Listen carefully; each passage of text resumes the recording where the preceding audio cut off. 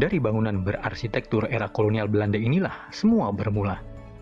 Tepat hari ini, 93 tahun lalu, 700 pemuda dan pemudi dari berbagai suku, ras, dan latar belakang berkumpul demi menyatakan tekad bersatu lewat Sumpah Pemuda.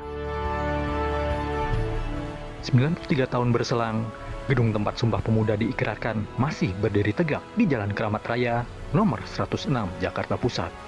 Di balik gedung yang masih tegar berdiri, ada sosok Si Kong Lian, warga Indonesia keturunan Tionghoa. Sosok pedagang kasur di sebuah pasar Jakarta inilah yang menjadi pemilik bangunan yang kini menjadi Museum Sumpah Pemuda. Awalnya bangunan milik Kong Lian ini dijadikan indekos bagi para pelajar. Jadi dia beli rumah itu memang untuk disewakan untuk kos-kosan karena kan dekat stove ya. Dan ada satu lagi sekolah hukum orang pribumi, saya nggak tahu itu di mana ya. Jadi itu kamar 14 itu dibuat kos-kosan mereka. Tahun 1908 ya.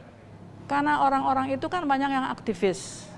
Jadi mereka tuh ada beberapa ini ya dari Yong Manado, Yong Batavia, Yong Betawi, Yong Celebes gitu.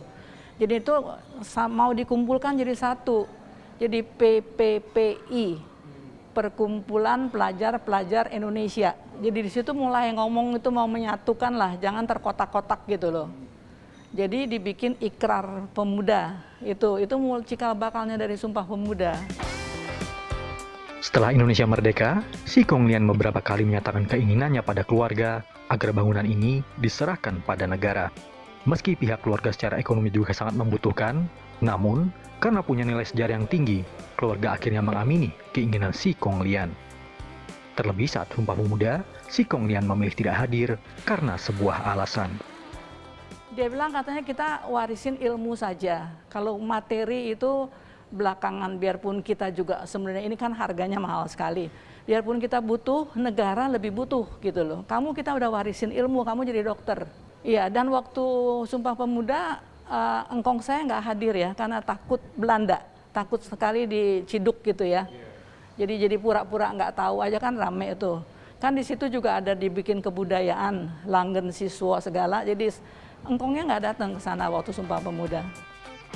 Beberapa tokoh pergerakan pemuda sempat tinggal di indekos milik Si Kong Lian. Salah satunya adalah perumus naskah Sumpah Pemuda Muhammad Yamin. Kurator Museum Sumpah Pemuda menyebut para pemuda yang indekos di bangunan milik Si Kong Lian aktif menggelar diskusi kebangsaan di bawah bayang-bayang penjajahan Belanda. Sangat identitasnya itu adalah identitas keindonesiaan.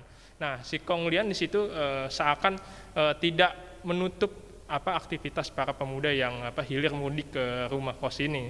Jadinya puncaknya adalah memang kita harus ketahui adalah Kongres Pemuda kedua 28 Oktober 1928, bahkan di rumah ini adalah menjadi saksi bisu lahirnya dan diperdengarkannya pertama kali lagu kebangsaan Indonesia Raya yang dilantunkan oleh biola W.R. Supratman. Jadi W.R. Supratman memperdengarkan dengan biola bagaimana lagu kebangsaan Indonesia Raya saat itu di rumah kos ini.